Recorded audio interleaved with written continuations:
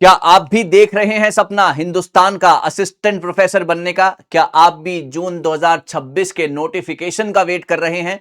क्या आप भी फाइनेंशियली इंडिपेंडेंट होना चाहते हैं? क्या आप भी सोसाइटी में अपना नाम करना चाहते हैं? तो ये वीडियो आपके लिए है, क्योंकि यहां पर मैं आपको बताऊंगा कि आप कैसे बन सकते हैं असिस्टेंट प्रोफेसर साल 2026 में, कैसे वैकेंसीज आएंगी और आप कैसे इस बार उसका फायदा उठा सकते हैं। लेकिन वीडियो शुरू करने से पहले, आपको आगे ले जाने से पहले, मैं कुछ चीजें आपके सामने बिल्कुल क्लियर कर देना चाहता हूं कि आपका एक रोड मैप किस तरीके से होना चाहिए, क्या क्या प्रॉब्लम्स का सामना करना पड़ सकता है, किस तरीके से आपको किस सिचुएशन में अपना पेशेंस लूज नहीं करना है। क्योंकि अभी अगले 10 मिनट में जो जो मैं आपको बातें बताऊंगा वो बिल्कुल रियलिटी चेक होगा और आपके लिए बहुत ज्यादा जरूरी है जान लेने के लिए कि ये जो राह है ये आसान नहीं होने वाली है, क्योंकि ये एक मैराथन है जो कि तकरीबन 6 महीने या साल आपका मांगती है। ये कोई वन डे प्रोसेस नहीं है कि आप जाएंगे, एग्जाम देंगे और आप बन जाएंगे असिस्टेंट प्रोफेसर। तो इस वीडियो को जरा गौर से देखिएगा और एंड तक देखिएगा। सबसे पहले यहां पर अगर हम बात करते हैं, है ना, यहां पर अगर हम बात करते हैं तो आपके लिए सबसे ज्यादा जो आपका सपना है वो है असिस्टेंट प्रोफेसर बनने का, है ना। आपका जो सपना है वो है असिस्टेंट प्रोफेसर बनने का, करेक्ट। असिस्टेंट प्रोफेसर बनने के लिए आपको क्या करना होगा? असिस्टेंट प्रोफेसर बनने के लिए आपको कुछ चीजों का सामना करना होगा। अब वो चीजें क्या होंगी वो मैं आपको बताऊंगा। सबसे पहले आपको जो चीज ध्यान रखनी है वो है आपकी अपडेटेड गाइडलाइंस। जो चीजों का आपने ध्यान रखना है वो है आपकी अपडेटेड गाइडलाइन। सर इसका मतलब क्या है भैया? इसका मतलब यह है कि आप हमेशा देखते हैं कि कुछ ना कुछ नया या तो आता रहता है ना, एनटीए की तरफ से यूजीसी नेट में, या फिर कुछ ना कुछ डिलीट होता रहता है। अगर मैं आपका ध्यान एक चीज के ऊपर लेकर जाऊं कि अगर आप असिस्टेंट प्रोफेसर बनना चाहते हैं तो यहां पर बीच में एक बात आई थी कि साल 2009 से पहले अगर आपने पीएचडी कर रखी है तो आप बिल्कुल एलिजिबल हैं असिस्टेंट प्रोफेसर बनने के लिए, है ना। और पहले तो था साल 2009 से पहले, फिर उसके बाद उन्होंने उसको हटा दिया कि साल 2009 से पहले ही आपके पास होनी चाहिए। अगर उसके बाद होती है तो फिर, अगर साल 2009 के बाद अगर आपने पीएचडी की है तो इसके साथ साथ आपके पास क्या होना चाहिए? नेट होना चाहिए या सेट होना चाहिए।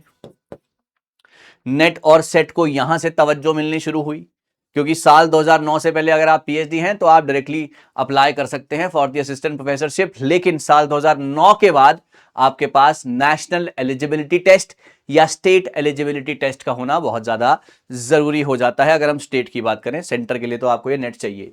अच्छा जी, एक चीज तो ये हो गई, अपडेटेड गाइडलाइंस के साथ आपको हमेशा से जूझना पड़ता है। अब दूसरी चीज आती है सर जेआरएफ और नेट। अब दूसरी चीज क्या आती है? JRF, net. अब इसके बारे में समझने की कोशिश करते हैं। इसके बारे में हम कुछ इस तरीके से समझने की कोशिश करेंगे कि अगर आपके पास नेट या सेट है ना, अगर आपके पास नेट या सेट है प्लस आपने पीएचडी कर ली है ना, नेट या सेट है, और अगर एक बंदा है जिसके पास सिर्फ नेट है, एक बंदा है जिसके पास सिर्फ जो है नेट है या सेट है, एक बंदा है जिसके पास नेट या नेट सेट में से एक या फिर पीएचडी है और उसके साथ पीएचडी भी है, प्लस पीएचडी है, तो ऐसे में एक होता है गाइज आपका एपीआई, है ना, एकेडमिक परफॉर्मेंस इंडिकेटर, राइट। तो अगर आप किसी भी कॉलेज में जाते हैं यहां पर आपको 25 नंबर प्लस मिलते हैं, और यूनिवर्सिटी में अगर आप कहीं जाएंगे तो आपको यहां पर 30 नंबर का प्लस मिलेगा। यहां पर भी आपके साथ ये भी चीज आपने ध्यान में रखनी है। अगर आप पीएचडी कर रहे हैं या आप प्रोसेस में हैं या करने का सोच रहे हैं तो ये भी एक आपके लिए बहुत बड़ा बेनिफिट है। एपीआई का स्कोर भी आपको यहां पर ज्यादा मिलता है, 25 और 30 नंबर आपको यहां पर ज्यादा मिलते हैं रिस्पेक्टिवली।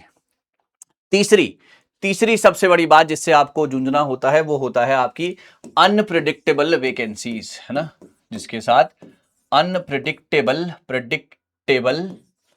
वैकेंसीज, है ना, क्योंकि यहां पर कोई भी यूनिफॉर्मिटी आपको देखने को नहीं मिल रही है, कोई भी यूनिफॉर्मिटी आपको देखने को नहीं मिल रही है। यहां पर कभी वैकेंसीज बहुत ज्यादा या बिल्कुल भी नहीं।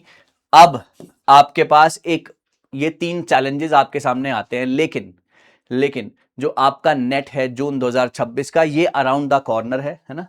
ये अराउंड द कॉर्नर है। अप्रैल में अगर आपकी वैकेंसीज, अप्रैल में अगर आपके फॉर्म्स आउट होते हैं, अगर आपके फॉर्म्स आउट होते हैं तो आप बहुत अच्छे तरीके से प्रिपरेशन अगर आप कर लेते हैं, प्लस आप पीएचडी में अगर आपने एनरोलमेंट किया है या विद द टाइम आप पीएचडी में एनरोल कर लेते हैं, आप बहुत ही ज़्यादा, आपके पास गोल्डन चांस है हिंदुस्तान का असिस्टेंट प्रोफेसर बनने का, अपने आप को फाइनेंशियली इंडिपेंडेंट करने का। क्योंकि सबसे बड़ा रोल क्या है यहाँ पर, फाइनेंशियल कंडीशन का। तो फाइनेंशियल कंडीशन आपकी ये करके बहुत अच्छी हो सकती है। सो अप्रैल में फॉर्म्स आउट होते हैं, जून में आपका एग्जाम है। जून में आपका एग्जाम है। जो भी हमारे पेड स्टूडेंट्स हैं वो तो हिस्सा बन सकते हैं हमारे कोर्सेज का, 70 19 24 34 92 है ना, 7019243492, 70 19 24 34 92, आप इसके ऊपर हिस्सा बन सकते हैं। या फिर अगर आप फ्री में, है ना, अगर आप फ्री में कोर्सेज लेना चाहते हैं, फ्री में आप यूट्यूब पर क्लासेस लेना चाहते हैं, तो मेरी क्लासेस होती हैं मंडे टू सैटरडे 6 PM, जहां पर मैं आपको ऑल पेपर 1 10 यूनिट्स मैं आपको यहां पर कराऊंगा। ऑल पेपर 1 10 यूनिट्स मैं यहां पर आपको कराऊंगा। एमसीक्यूज प्लस आपकी कंसेप्ट्स भी यहां पर होंगे, जितना कि हम फ्री में करा सकते हैं। तो 3 चैलेंजेस के बीच आपके पास एक बहुत ही सुनहरा मौका आता है, जहां से आपकी काया पलट हो सकती है और आप बहुत बढ़िया तरीके से चीज़ों को कर सकते हैं, अपना फ्यूचर संवार सकते हैं, अपने आप को सक्सेसफुल होता हुआ देख सकते हैं। चलते चलते आप मेरे एक सवाल का जवाब दीजिएगा। एक आपका यूजीसी नेट का ही सवाल हम डाल देते हैं। आप मुझे बताइए, एमडीजी में कितने गोल्स हैं?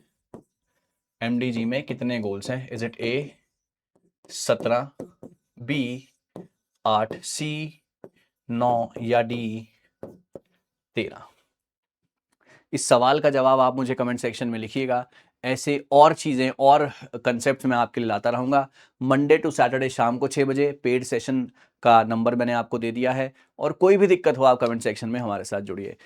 जून 2026 में अगर आप ये सपना पूरा करना चाहते हैं तो हमारे साथ जुड़िए, क्योंकि हमने ये ठान लिया है, मैंने ये ठान लिया है कि मैं आपको जून 2026 में हिंदुस्तान का असिस्टेंट प्रोफेसर बनाकर छोड़ूंगा। Thank you so very much, all the best.